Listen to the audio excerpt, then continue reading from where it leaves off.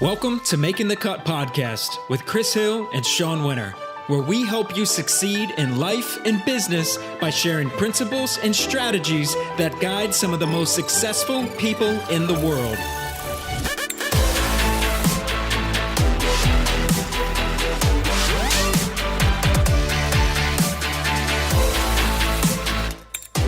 Welcome to another episode of the Making the Cut podcast. I'm Chris Hill with my co-host Sean Winter. Today on the show we have Patrick Lockwood-Taylor, CEO of the Oneida Group. Before jumping into that conversation though, here's a quick word from our sponsor. With over 120 years of teaching experience, Le Cordon Bleu is well established as the global leader in culinary, wine, and hospitality education. Le Cordon Bleu offers a wide range of programs for aspiring professionals to become part of a great tradition of excellence. Earn the credentials that will set you apart from the competition in a demanding and changing industry. Learn more at cordonbleu.edu/USA. And with that, Chris, I'm excited to connect with Patrick. We initially connected with him in the Oneida Group down in Miami when we were at the conference, the Disrupt or Be Disrupted conference.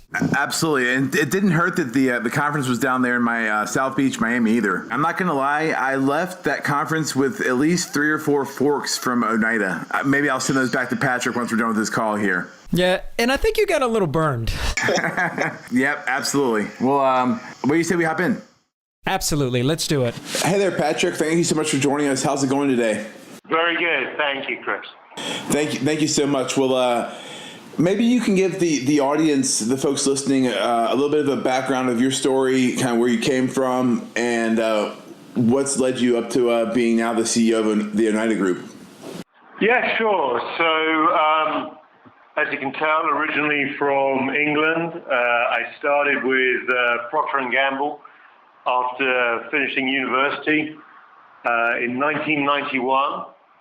Did a broad range of assignments, actually, in different industries, different categories, different functions, worked in many different geographies. I spent a number of years in Asia, several assignments in the US, obviously Western Europe, Africa, and worked with against a lot of different competitors, a lot of different organizations. And really, I think the other sort of characteristic that sort of took me on the path to, becoming the CEO of the Oneida Group was most of my experiences were, very entrepreneurial. Typically, they were turnaround situations or sort of startups in terms of new brands or new geographies within P&G. And as I, sort of look back, a lot of my work was very much focused on innovation, but in a broad sense. Innovation that was required in the business models, innovation that was required in developing culture and organizations, innovation as we traditionally understand it in terms of product innovation or insight-led commercial innovation, and a lot of work in sort of brand repositioning and brand relaunches. So the sort of path to here was just characterized really by a lot of work on the fundamentals of changing business performance in a lot of different contexts. And I think that sort of breadth and focus set me up really for this company and the stage that this company was at as we try to get it to a higher growth trajectory. So after about 25 years of Procter, I became aware of this opportunity and was just frankly very excited about it. Almost every assignment that I'd done has always been about getting into situations that are exciting and working on business problems that I'm passionate about and have a real opportunity for transformation. So that really sort of characterizes, what I've done and the types of experience that I think sort of set me up to be considered as a candidate for this role. So I love that. It's a great insight to that journey. Now, was there a pivotal moment in your career that you can pinpoint that really helped you develop a leadership style or sense to where you could become a CEO of such a large company? It's a great question. I mean, I never went from day to day ticking boxes, etc. I always just put myself into situations that had the possibility for transformation of the business, transformation of the organization, that allowed us to play to win. And I think the pivotal moment really was, I saw the brief for this role, and I read it, and I realized, gosh, they've got manufacturing issues, innovation issues, brand building issues, go-to-market opportunity, organizational rebuilding issues and opportunity. And whilst I may not have done all of those at once in any given assignment, I'd certainly done each of those across different assignments. So it was really, that was probably the time I appreciated it. I've got a breadth of experience that can be brought together now to address this opportunity. Fantastic brands, and I've spent 25 years working on fantastic brands that frankly have to be rebuilt. So if I realized that, a pivotal moment where I realized, yes, I have a skill set to do this, was probably at that point. And hearing that, I'm curious if there was maybe a mentor or someone that you looked up to that kind of helped you in that journey, and if so, if there was any advice you received from them or anyone else. Yeah, good question. I didn't have that many sort of internal mentors within P&G.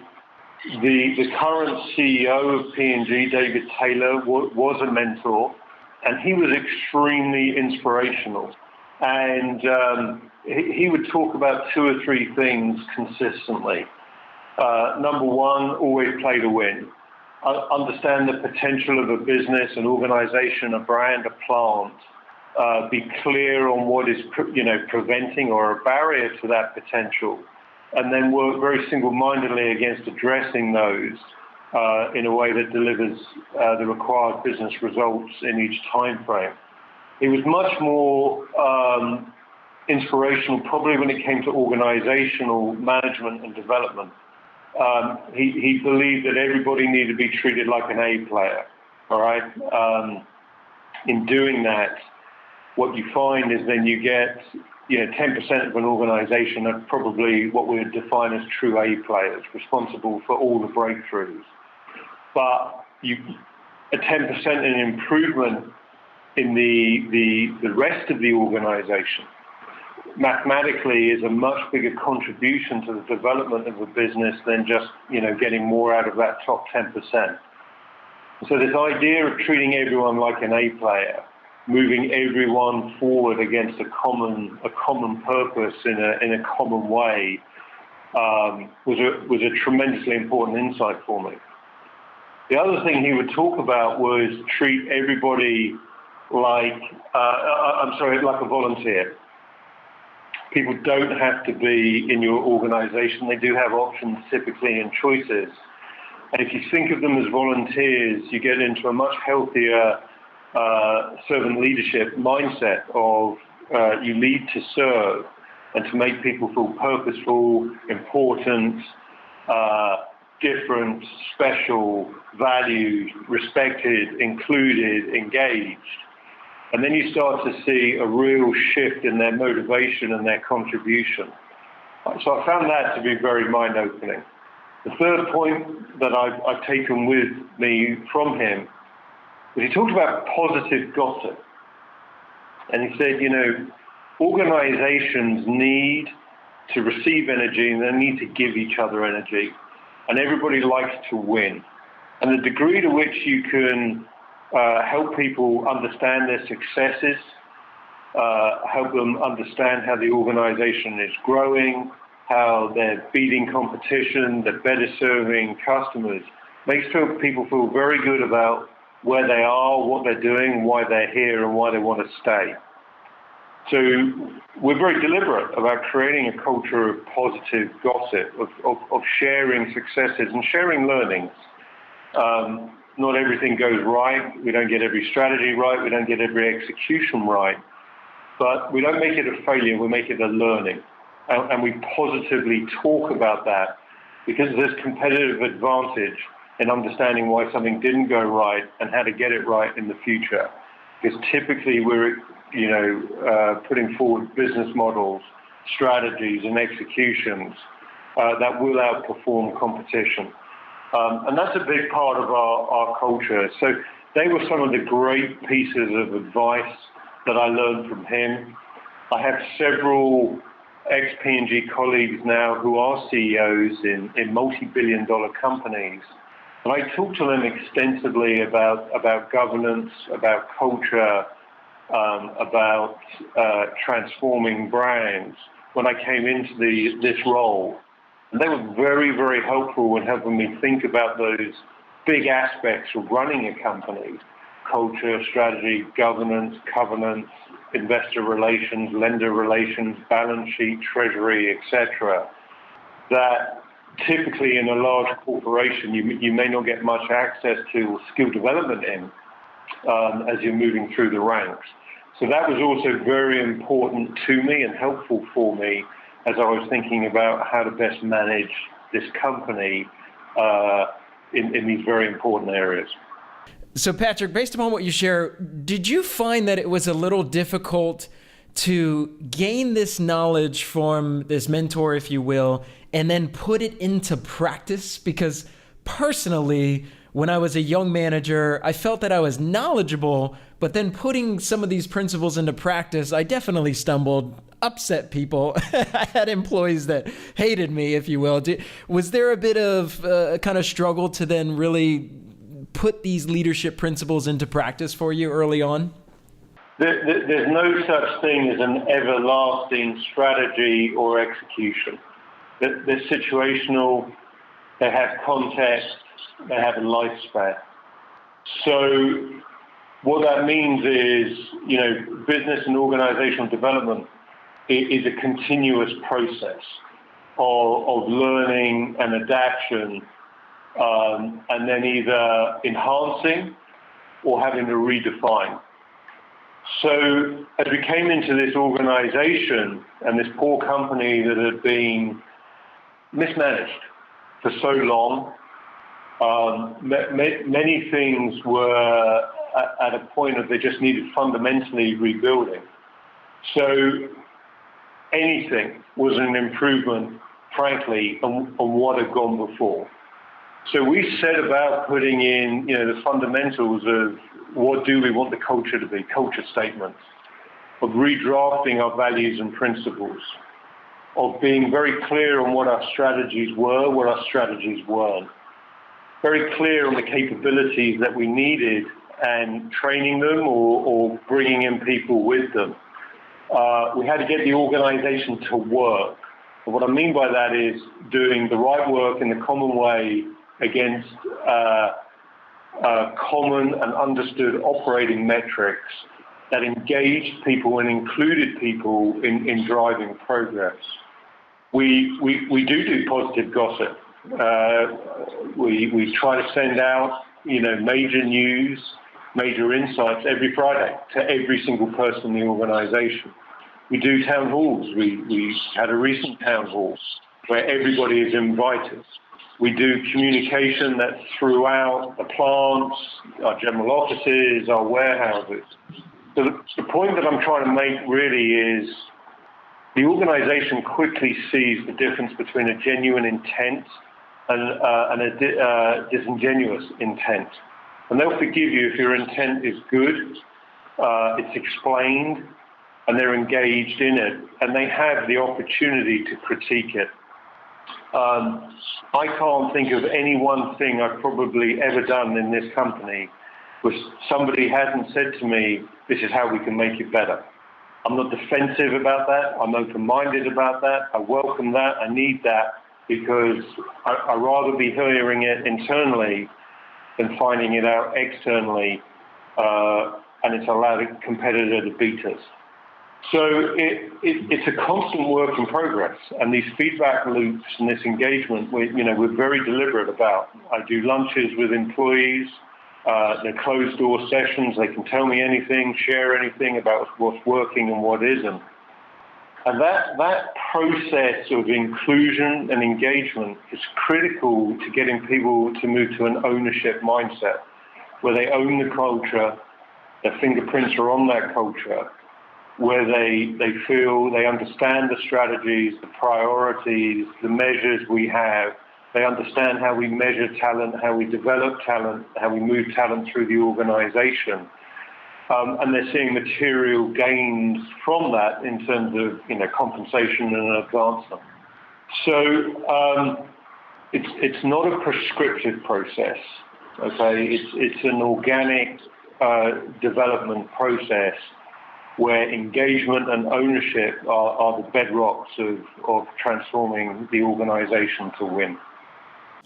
I love that. I saw a lot of what you're describing as evidence down at the summit in Miami not too long ago.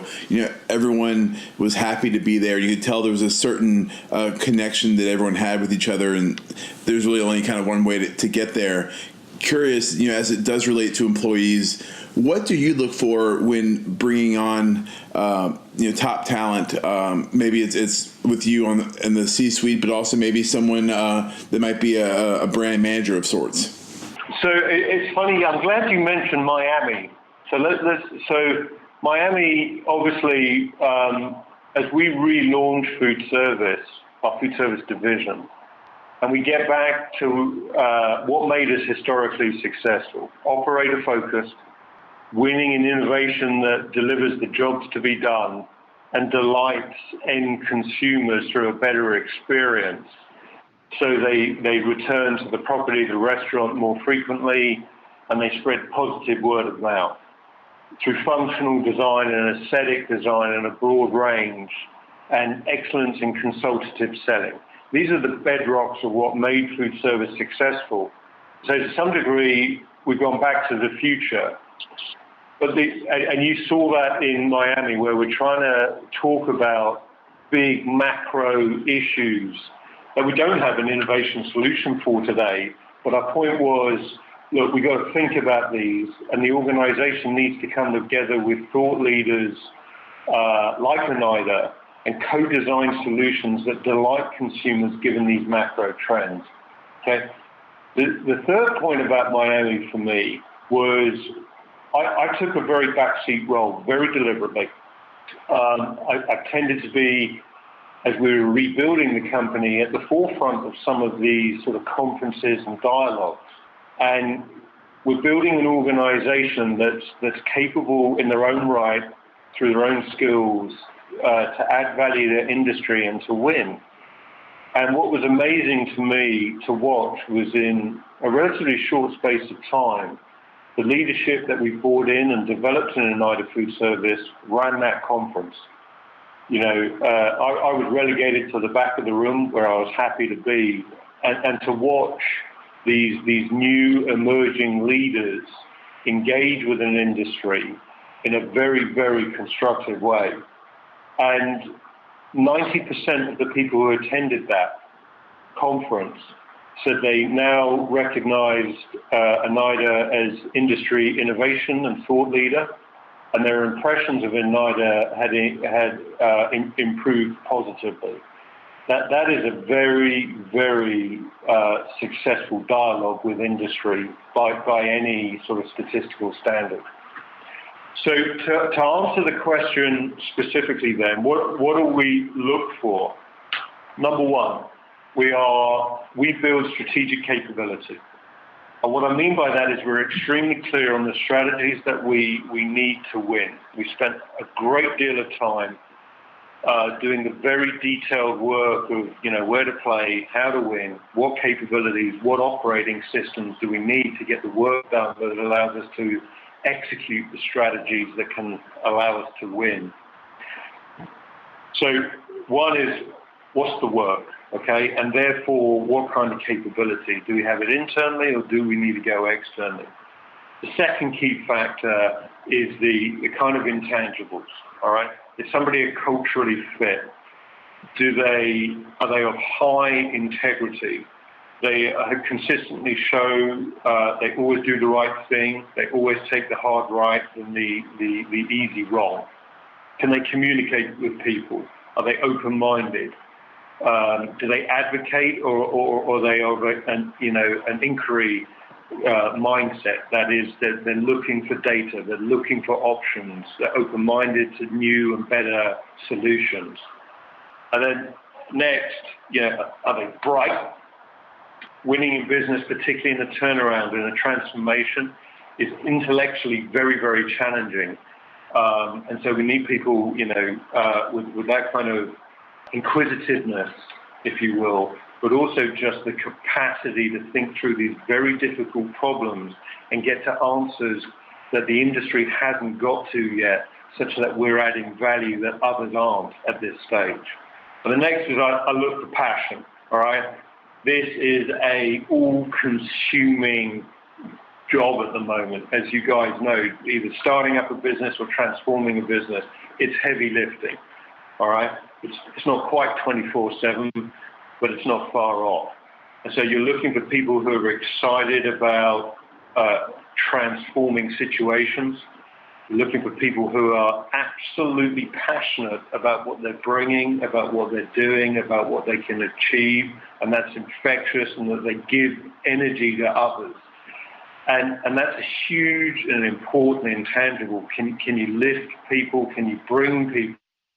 Can you give people energy in this, very challenging, transformative situation? We don't have easy competitors, all right?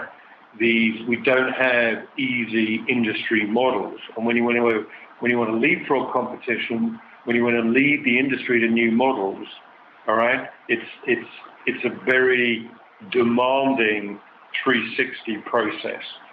So enthusiastic, energetic, bright people who fit our culture. They demonstrated an ability to win historically. That's the best predictor of what they'll be able to do going forward. So we've brought in, across the organization now, about 90% of our exec are new to the exec. Well, they're not so new now, but they were a couple of years ago. And probably about 50% of our senior managers, associate directors, and vice presidents are new to the company as well. By any standard, that's a remarkable infusion of new talent time gone. But I can tell you a couple of statistics. Number one, our acceptance rate, all right, given we're going for, A players who can change the game, our acceptance rate is over 95%. All right, that's higher than most blue chip multinationals. Actually, I don't know any multinational that beats that. Our regretted attrition, which in most multinationals is probably in the 5-6% range, is half of that. Okay, so this, I can't quite put my finger on it, but there's some kind of magic to the story here. There's some kind of magic to people about working here. Success breeds success. Great people find great people, and great people want to work with great people. And you kind of get to a critical mass, and we're fortunate enough, it's more probably by circumstance than design, we seem to be getting to that. We now have interns coming from top universities across America working for us during, their summer vacation. That just didn't exist. And they're writing to us asking to do internships. So the point being, if you're thoughtful about what you're trying to create, you suddenly start to just propel your own organizational strength through that good faith effort. And we seem to be getting to that. And it's great to see. And it's great for me because now it's at a point where I'm largely not involved directly anymore. I mean, in the first 6 to 12 months, there wasn't a person coming in that I either wasn't interviewing or involved with. Now I'm largely not. So the organization has got its own sense of purpose now and its own ambition.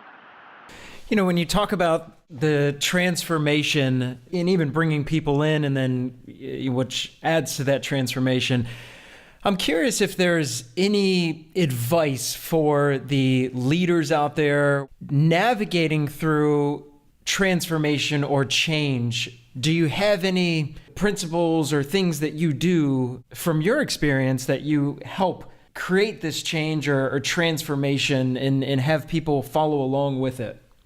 It's a really important question, so thank you for asking that.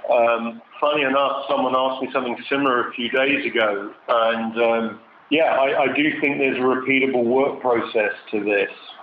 Firstly, it's landscaping, it's the data dive, okay, or the racking and stacking, as I call it.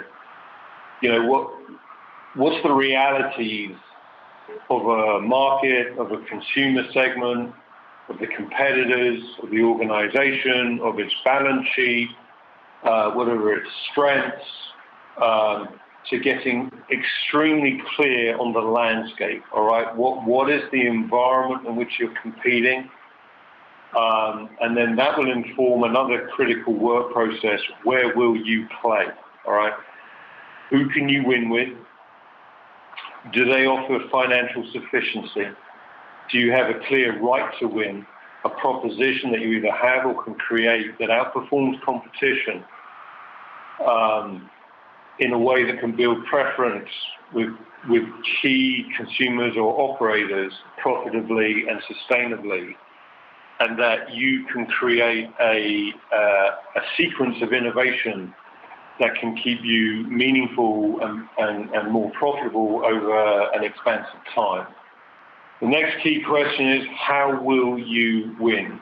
All right, what are those 3 or 4 critical things that you must do with brilliance, repetitively, that enables you to keep delivering a superior proposition in those choices, those segments that you've decided to compete? Next, all right, what work must be done? What capability is required to do it? One of the big opportunities in food service, for example, is the whole digital and e-commerce trading space. These are new skills. These traditional distribution models that we have, they're 50, 60, 70 years old. They're going to be disrupted.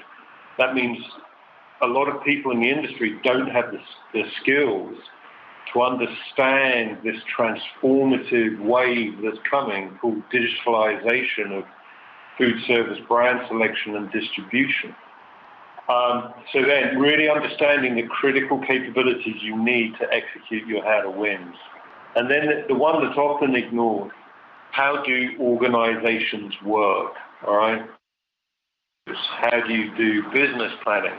How do you do sales and operational planning, forecasting?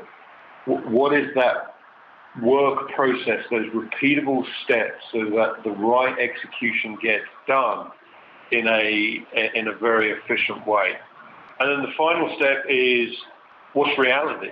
Are we performing? Are we winning? Are we seeing the progress we want? If not, why?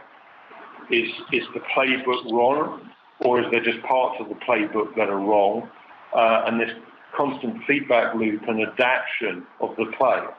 And as I think about every situation I've gone into, using the landscaping to see the potential, understanding where will we put our scarce resource in order to build a material business, and being super thoughtful about what organization shape do you need in order to do that.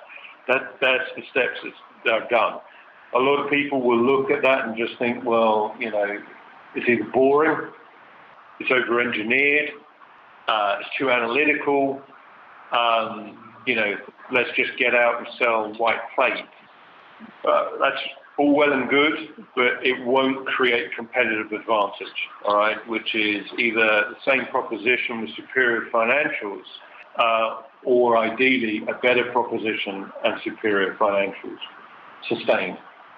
And that's what we've done, and that's what my advice would be to people. Understand your market, understand your choices, build the capability to execute them, and then run your plays and improve your plays by being realistic about what you are and are not achieving.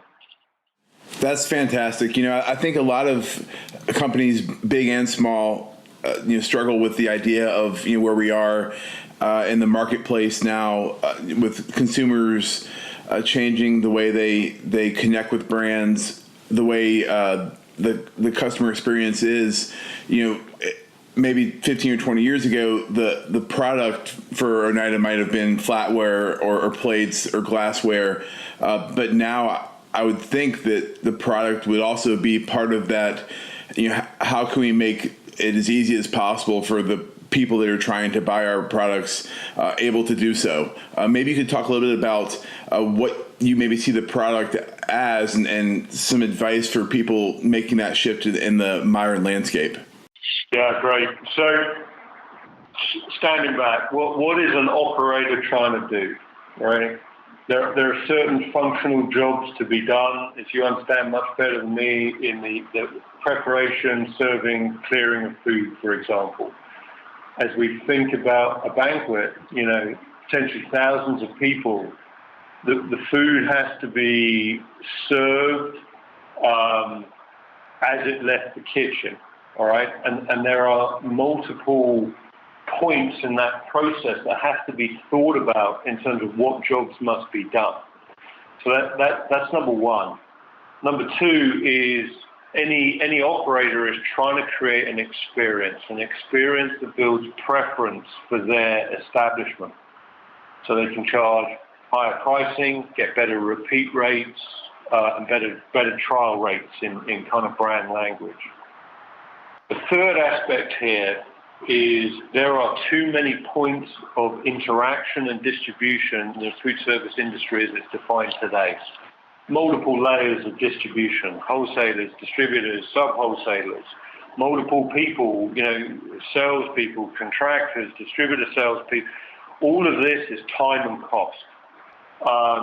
And so what you've got, I feel, is a very inefficient industry versus other industries that ultimately the operator and the end consumer pay for, okay? And they'll do that for a while until something better comes along, and something better is coming along, all right? And it's Uber Eats, it's a bunch of other things, so people can now have the benefit of accessing great food much more conveniently at what they consider to be a better value proposition. It's the food I want, it's served at a price I'm comfortable with, and it's being made easy for me. And so this point about better value and more accessibility, or it's easier to get what I want and need versus what it used to be. And this is the area of innovation and disruption that we're focused on. All right. So we need to understand all these jobs to be done, but we also need to understand that people want the right innovation that makes it easier for them to run their operations and gives their guests a better experience. So we're very focused on e-commerce, all right, whoever the e-commerce provider is, in making sure that provides better value and better choice to the end operator, number one. Two, leveraging the digital space in order to allow operators to make better choices that builds preference for their establishment. As you know, we just launched Plate Envy. I love Plate Envy. And I like it because it allows the operator to answer some fundamental questions, firstly, all right, through a digital interface. What business am I in? Some key operational considerations. What experience and equity am I trying to create? We then show them digital in a virtual reality environment of their operation, what plates, flatware, glassware can look like, and help them decide, all right, is this creating the experience? Now, that's without salespeople, samples, presentations, all of which is traditional, effective, but inefficient and adds cost, okay? People have to be paid, samples have to, and it's very difficult to do it in context in a way that's, what I call rapid prototyping, really thinking through innovation and innovation that works in a very rapid way. So you get to what you want and need and what can help you build your business quickly. And that's what Plate Envy does. And, you know, we're going to keep building it out. It's going to become more and more helpful to operators to help them design and deliver an experience that builds preference for their property, their restaurant, etc. And then we're going to make it easier to order. All right. At the moment, it's a salesperson, it's a phone call, it's inefficient. All right. Well, we will collapse that distribution chain and get even less space between us and the operator, so there's less non-value-added cost in that design process and in that transaction process. So it's a good metaphor to show how we're thinking about how the industry can be disrupted and how we're going to play a leadership role in helping operators through that and achieve the value of that disruption. I love that. Now, last question for me, changing gears just a little bit.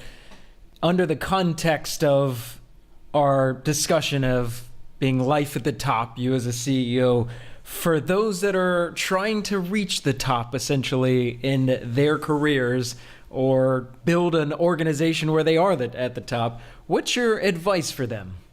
As you're thinking about getting to the top, it's about equipping yourself. So first and foremost, consistent, outstanding results, okay? Achieving those, and I just encourage people in as many different competitive contexts as you can. That helps you to think about industries, it builds out your toolkit, and it prevents you from getting complacent, all right? It keeps you curious, it keeps you innovative, it probably keeps you passionate as well. So breadth of experiences is very important. Playing to win, you know, there's several stages to a business: start it up, fix it up, maintain it. Most CEOs probably have disproportionate experience in start it up and fix it up. That's where you have to do a lot of the strategic thinking, the remodeling, and build out very deliberately things like culture and strategy and capability. So look for those early business stages. The other thing I think is too many people follow the industry business model. This is how the industry typically works. So they're just me too from the very start.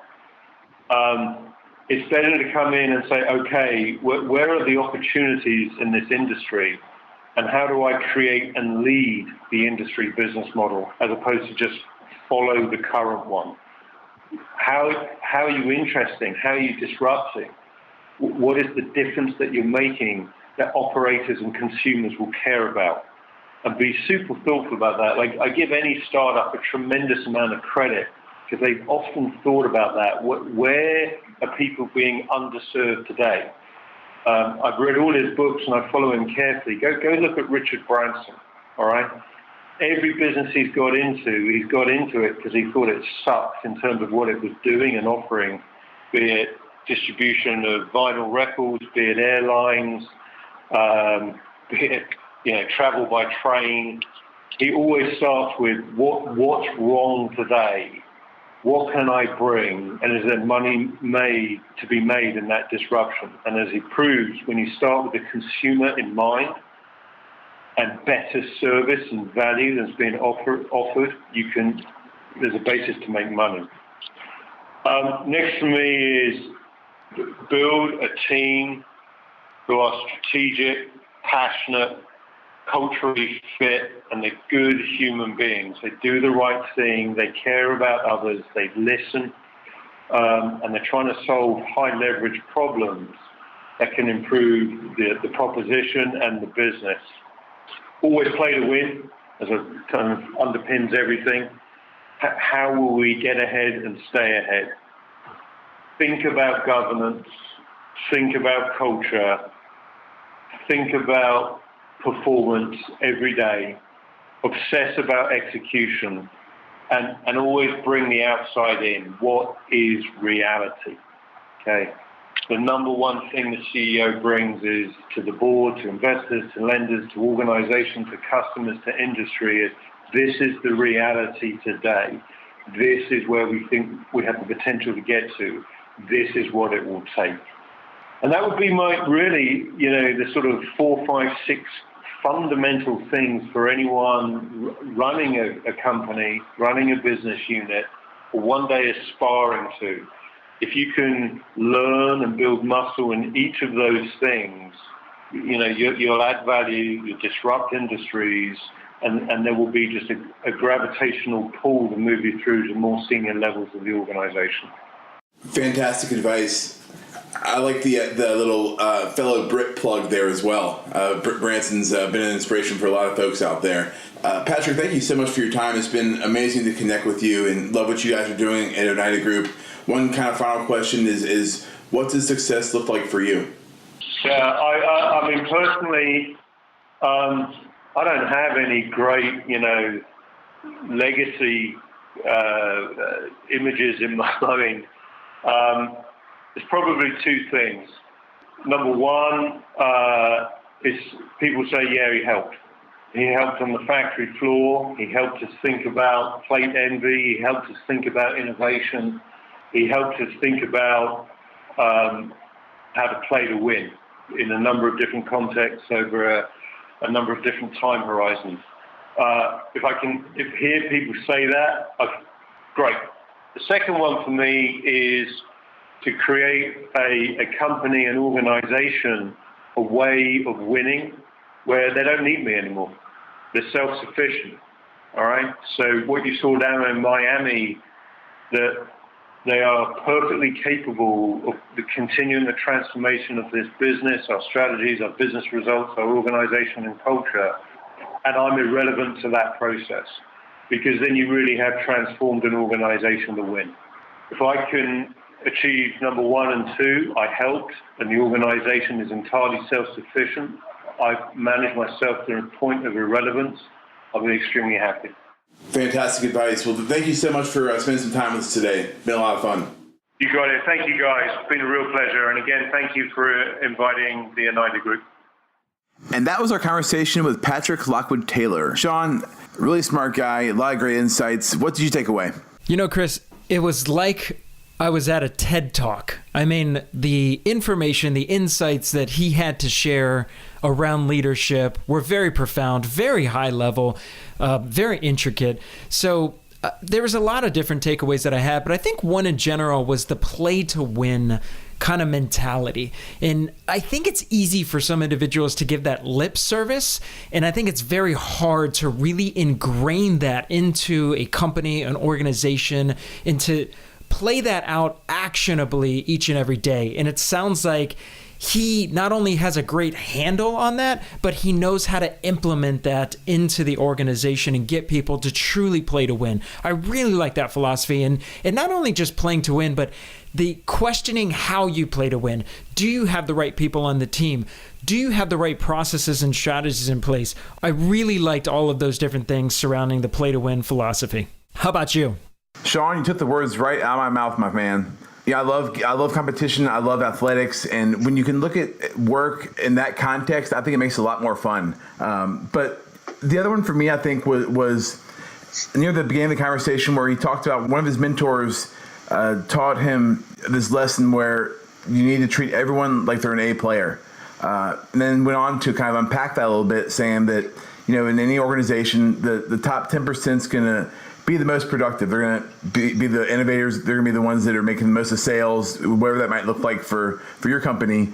And the key is that bottom 90%, if you can get them to get just 10% better, the whole company is going to grow and be able to scale much, much bigger and faster. So great insights from Patrick. A lot of fun.